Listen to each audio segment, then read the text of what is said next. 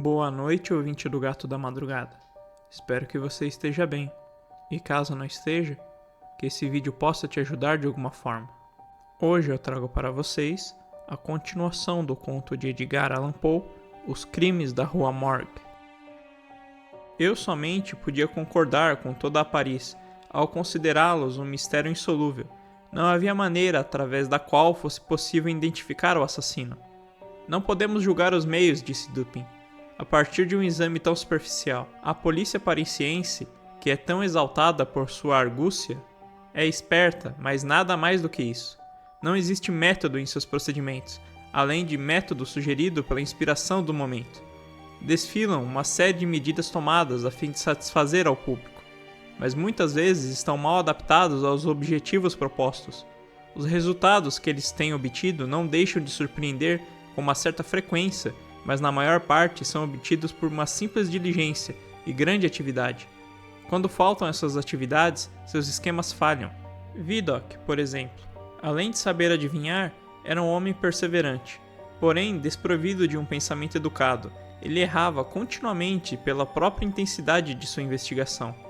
Prejudicava a própria visão por segurar os objetos perto demais. Podia ver assim, quem sabe, 1 ou 2 pontos com clareza extraordinária, mas seu procedimento o levava necessariamente a perder a visão do conjunto. Porque existe uma coisa que podem chamar de excesso de profundidade. A verdade não se encontra sempre no fundo de um poço. De fato, no que se refere ao conhecimento mais importante, acredito que seja invariavelmente superficial. A profundidade acha-se nos vales em que buscamos e não no topo das montanhas, onde a verdade é encontrada. Os modos e fontes desse tipo de erro são bem tipificados pela contemplação dos corpos celestiais. Olhar uma estrela de relance, observá-la pelo canto dos olhos, voltando para ela as porções laterais da retina, mais suscetível às fracas sensações luminosas que a parte central, significa perdê-la distintamente, e assim que apreciamos melhor o seu brilho, um brilho que vai se enfraquecendo na proporção em que voltamos a visão direta sobre ele, de fato, um número maior de raios cai sobre o olho, neste último caso. Porém, o anterior existe a capacidade de compreensão mais refinada. Uma profundidade exagerada enfraquece o pensamento e torna-o inseguro. E é possível fazer desaparecer do firmamento a própria Vênus, devido a uma atenção demasiado mantida, muito concentrada e muito direta. Quanto a este assassino, vamos fazer um exame antes de formar uma opinião. Uma investigação provocará um entretenimento. Achei estranha essa palavra aplicada a este caso em questão, mas não digo nada. E além disso, Le Bon prestou-me serviços, e não posso mostrar-me ingrato. Iremos a um lugar para examinar com os nossos próprios olhos. Eu conheço G, o chefe de polícia, e obtivemos sem dificuldade a necessária autorização.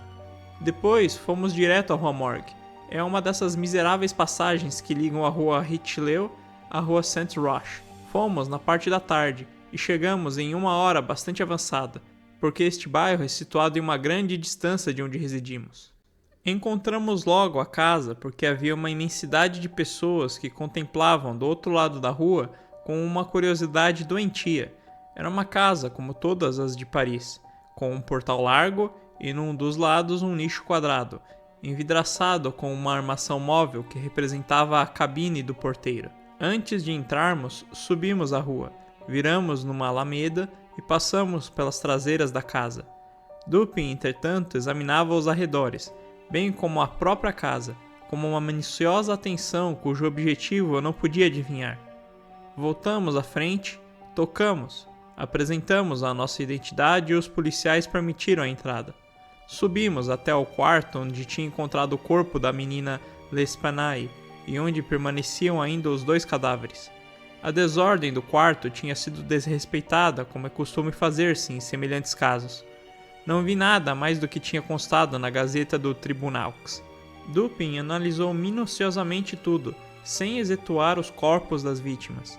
Entramos em seguida nos outros quartos e descemos para os pátios, sempre acompanhados por um policial. Este exame durou muito tempo e era noite quando nos retiramos. Ao regressar à nossa casa, o meu amigo parou por alguns instantes no escritório de um jornal. Disse que meu amigo tinha todas as espécies de excentricidades e que as respeitava. Desta vez, deu para se recusar a qualquer conversa referente ao assassinato, até o meio do dia seguinte. Foi então que ele me perguntou bruscamente se eu tinha notado alguma coisa de particular no local do crime. Ele deu uma entonação especial ao pronunciar essa palavra, o que me fez arrepiar sem que eu soubesse o porquê. Não, nada de particular, respondi. Nada mais, pelo menos, de que ambos lemos no jornal. A Gazette, prosseguiu, não penetrou no horror insólito deste caso, mas deixamos por aqui as opiniões idiotas deste jornal. Parece-me que o mistério é considerado como insolúvel, pelas mesmas razões que deveria fazê-lo encarar como de fácil solução, e que quero falar de caráter excessivo sobre o qual ele parece. A polícia está confusa também, pela ausência aparente de motivos legitimando não o assassino em si, mas as atrocidades do assassino. Estão embaraçados, também pela impossibilidade aparente em conciliar as vozes que altercavam com o fato de não encontrar no alto da escada outra pessoa senão a menina L'Espanaye, assassinada e que não tinha nenhuma forma de sair sem ser vista pelas pessoas que subiam a escada. A estranha desordem do quarto, o corpo introduzido com a cabeça para baixo na chaminé, a medonha mutilação do corpo da senhora idosa, essas considerações juntas, as que mencionei e as outras das quais não tenho necessidade de falar, bastam para analisar a ação dos agentes do Ministério e para derrotar completamente a sua perspicácia tão elogiada. Eles cometeram a enorme, muito comum falta de confundir o extraordinário com o absurdo, mas é justamente ao seguir esses desvios do curso vulgar da natureza que a razão encontrará o seu caminho. Se a coisa é possível e se está encaminhada para a verdade. Nas investigações do gênero da que nos preocupa, não é preciso perguntar como as coisas se passaram, mas sim estudar por que é que elas se distinguem de tudo o que aconteceu até o presente. A faculdade pela qual chegarei à solução do Ministério está a razão direta da sua insolubilidade aparente aos olhos da polícia. Fixei Dupin com um espanto mudo. Espero agora, continuou ele, dirigindo os olhos para a porta de nosso quarto, um indivíduo que, se bem não seja talvez o autor desta carneficina, deve-se encontrar-se em parte implicando na sua perpetração. É provável que esteja inocente da parte atroz do crime. Espero não me enganar nessa hipótese, porque é baseado nessa hipótese que espero decifrar todo o enigma. Aguardo aqui o homem neste quarto, de um momento para o outro. É verdade que pode muito bem não vir, mas há algumas possibilidades de que venha. Se vier, será necessário vigiá-lo. Então aqui as pistolas, e ambos sabemos para que elas servem quando a ocasião exigir. Peguei nas pistolas, sem saber muito bem o que fazia, mal podendo acreditar no que ouvia enquanto Dupin continuava mais ou menos num monólogo. Já falei da sua maneira abstrata nesses momentos. O seu discurso dirigia-se a mim, mas a sua voz, se bem que regulada por um diapasão muito vulgar, tinha essa entonação que se dá habilmente ao falar a alguém colocado a uma grande distância. Os seus olhos tinham uma expressão vaga, não deixavam de se fixar na parede. As vozes que discutiam, dizia ele, as vozes que se ouviam quando as pessoas subiam a escada não eram as dessas infelizes mulheres. Isso é uma prova bem evidente. Isso leva-nos a abandonar a hipótese de que a senhora de idade teria assassinado a filha e teria se suicidado em seguida. Não falo do caso senão por amor ao método, porque a força da senhora L'Espanaye era absolutamente insuficiente para introduzir o corpo da filha na chaminé, da maneira como a descobriram, e a natureza dos ferimentos encontrados na sua própria pessoa exclui por completo a ideia de suicídio. Portanto, o assassínio foi cometido por terceiros, e as vozes deles eram as que ouviram a questionar, disse ele. Permita-me agora chamar a sua atenção, não sobre os depoimentos relativos a essas vozes, mas sobre o que havia de particular nestas, observou. E meu amigo continuou. Reparei que, quando todas as testemunhas concordavam em considerar a voz grossa como cena de um francês, havia um grande desacordo em relação à voz aguda, ou, como definira, um só indivíduo, a voz áspera. Isso constitui a evidência, disse Dupin, mas não a particularidade da evidência. Não reparou em nada de especial? No entanto, havia qualquer coisa para observar. As testemunhas, repare bem, estão de acordo sobre a voz grossa, são unânimes nisso, mas relativamente à voz aguda, há uma particularidade. Não consiste no seu desacordo, mas nisto. pois que um italiano, um inglês, um espanhol, um holandês tentam descrevê-la. Cada um fala como de uma voz de estrangeiro, cada qual está seguro de que não era de um compatriota. Cada um compara não como a voz de um indivíduo cujo idioma lhe seria familiar, mas justamente ao contrário. O francês presume que era a voz de um espanhol, e poderia distinguir algumas palavras se ele estivesse familiarizado com o espanhol.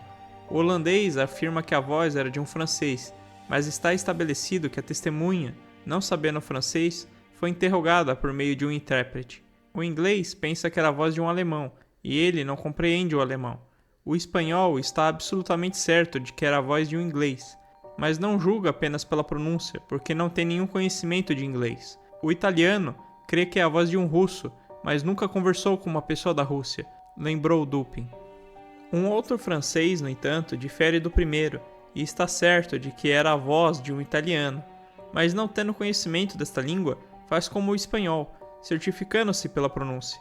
Ora, esta voz era, portanto, bem insólita e bem estranha, para que se não possa a seu respeito ter testemunhos semelhantes?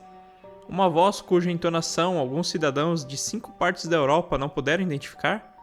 Poderia ser talvez a voz de um asiático ou de um africano? Os africanos e os asiáticos não abundam em Paris, mas sem negar a possibilidade do caso, chamaria simplesmente a sua atenção sobre esses 3 pontos. Observou ainda. Uma testemunha descreve a voz assim, mais áspera do que aguda. 2 outras falam como de uma voz rápida e sacudida. Estas testemunhas não distinguem nenhuma palavra, nenhum som que se pareça com palavras. Não sei, continuou Dupin, que impressão pode fazer sobre o seu raciocínio, mas não hesito em afirmar que se podem tirar deduções legítimas em relação às 2 vozes. A voz grossa e a voz aguda são suficientes em si para levantar uma dúvida que indicaria o caminho em toda essa investigação ulterior do mistério. Eu disse, deduções legítimas, mas essa expressão não exprime completamente o meu pensamento. Eu queria que compreendesse que essas deduções são as únicas convenientes e que esta dúvida surgiu inevitavelmente disso como um único resultado possível. No entanto, não lhe direi imediatamente de que natureza era essa dúvida. Desejava simplesmente demonstrar que esta dúvida era mais que o suficiente para dar um caráter decisivo, uma tendência positiva na investigação que queria fazer no quarto. Ele prosseguiu. Agora, transportemo-nos em imaginação a este quarto. Qual será o objeto da nossa investigação? Os meios de evasão empregados pelos assassinos. Podemos afirmar, não é assim, que não acreditamos em acontecimentos sobrenaturais. As senhoras L'Espanaye não foram mortas pelos espíritos. Os autores do crime eram seres materiais e fugiram materialmente. Ora, como? Felizmente, não há senão uma maneira de raciocinar sobre esse ponto, é a maneira que nos conduzirá a uma conclusão positiva. Examinaremos, portanto, um a um, os meios possíveis de evasão. É evidente que os assassinos estavam no quarto, onde se encontrara a jovem L'Espanaye, ou pelo menos no quarto contíguo, quando as pessoas subiram as escadas. Portanto, é apenas nesses 2 quartos que vamos procurar a saída. A polícia levantou o assoalho, abriu os tetos, sondou a alvenaria. Nenhuma saída secreta pode escapar à nossa perspicácia, mas não acredito nos olhos deles, e examino-os com os meus. Não há ali nenhuma saída secreta. As 2 portas que dão para o corredor estavam solidamente fechadas, e as chaves por dentro. Comentou o meu amigo e continuou. Vejamos as chaminés. Estas, que são de uma largura vulgar, até uma distância de 2 a 3 metros acima da lareira, não daria suficiente passagem a um gato gordo. A impossibilidade de fuga, pelo menos pelas vias acima indicadas, estavam, pois, absolutamente estabelecida, reduzida somente à janela. Ninguém poderia fugir pelas janelas do quarto da frente sem ter sido visto pelas pessoas que estavam lá. Seria preciso, portanto, que os criminosos escapassem pelas janelas do quarto dos fundos, concluiu ele. Agora, conduzidos como somos à nossa conclusão por deduções também irrefutáveis, não temos o direito, como seres pensantes, de rejeitá-la por causa de sua aparente impossibilidade. Apenas nos resta demonstrar que essa impossibilidade aparente não existe na realidade. Há 2 janelas no quarto. Uma delas não está obstruída pelos móveis, encontrando-se inteiramente livre, observou. E meu amigo prosseguiu com suas explicações. A parte inferior da outra está escondida pela cabeceira da cama, que é muito maciça e que está completamente encostada. A primeira está solidamente presa por dentro.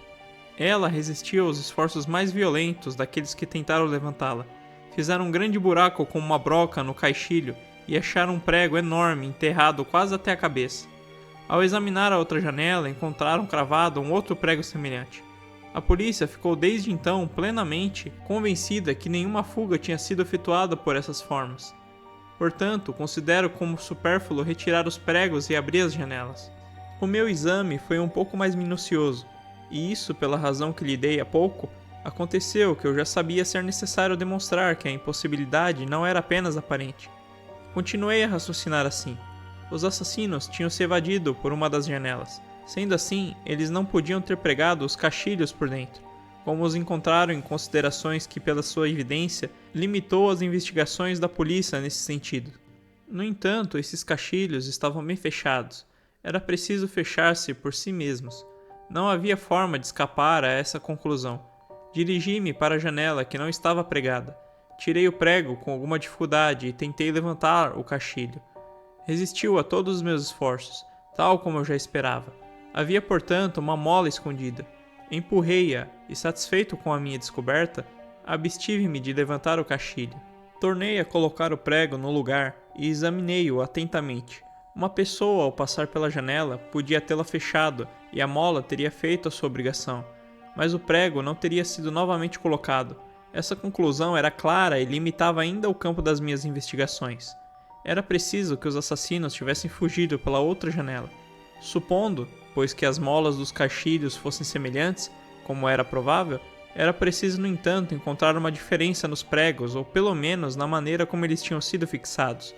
Subi no estrado da cama e observei minuciosamente a outra janela, por cima da cabeceira. Passei a mão por detrás e descobri facilmente a mola, e a fiz funcionar. Como eu imaginara, era idêntica à primeira. Então examinei o prego. Era tão grosso como o outro e fixo da mesma maneira, enterrado quase até a cabeça. E ele continuou com suas observações. Dirá que eu estava confuso, mas se teve semelhante pensamento, é porque desprezou a natureza de minhas intenções. Para empregar um termo de jogo, não tinha cometido uma única falta, não perdera a pista um só instante, não havia uma lacuna no elo da cadeia. Seguira o segredo até a sua última fase, e ela era o prego. Assemelhava-se, disse eu, em todos os aspectos com o que havia na outra janela, mas esse fato, por pouco concluente que fosse na aparência, tornava-se absolutamente nulo em face dessa consideração dominante, ao verificar que nesse prego terminava o fio condutor. É preciso, disse eu, que haja nesse prego qualquer coisa defeituosa. Toquei-lhe, e a cabeça, como um pedaço de prego, talvez 1/4 de polegada, ficou nos meus dedos. O resto dele ficou no buraco, onde se partira. Essa fissura era bastante antiga, porque os bordados estavam cheios de ferrugem. E ele partira-se com uma pancada de martelo que tinha enterrado em parte a cabeça do prego no fundo do caixilho. Reajustei cuidadosamente a cabeça com a parte que a compunha, e aparecendo depois um prego intacto. A fenda passava despercebida. Apoiei na mola, levantei suavemente a janela algumas polegadas. A cabeça do prego veio agarrada e ela sem sair do buraco. Tornei a fechar a janela e o prego parecia novamente completo. Até aqui o enigma estava desvendado. O assassino fugira pela janela rente à cama, ainda que ela estivesse fechada por si depois da fuga, ou que ela tivesse sido fechada por uma mão humana. Ela estava presa pela mola, e a polícia atribuíra isso à resistência do prego. Assim, qualquer investigação posterior foi considerada supérflua. Agora perguntava-me a mim mesmo, como teria fugido o assassino? Nesse ponto, tinha satisfeito o meu espírito na volta dada ao redor do prédio. A pouco mais de 1,5 metros, em volta da dita janela, passa o cabo do para-raio. Por esse cabo seria impossível alcançar a janela, e muito menos entrar, concluiu. Todavia, reparei que as portas da janela do 4º andar eram de um tipo particular, que os marceneiros parisienses chamavam de ferrades, tipos de porta muito pouco usadas atualmente, mas que se encontram nas velhas casas de Lyon e de Bordeaux. Neste caso, as portas da janela são largas, de mais de 1 metro. Quando nós as examinamos por detrás da casa, elas estavam ambas meio abertas, o que quer dizer que fazia ângulo reto com a parede. É de supor que a polícia examinara, como eu, a parte posterior do prédio, mas ao observar essas farrades no sentido transversal, não reparou nessa largura, ou pelo menos não deu a importância necessária. Em suma, os agentes fizeram apenas um exame superficial. No entanto, era evidente para mim que a janela situada à cabeceira da cama, que se supunha fixada, encontrava-se a 2 pés do cabo do para-raios. Era também evidente que, com a energia e coragem insólitas, alguém poderia, com a ajuda do cabo, ter pulado a janela. Ao chegar à distância de uns 80 centímetros, um ladrão teria podido encontrar nas grades um ponto de apoio sólido. Largando o cabo e apoiando os pés contra a parede, poderia pular, cair no quarto e empurrar a porta de forma a fechá-la, se a janela estivesse aberta nesse momento.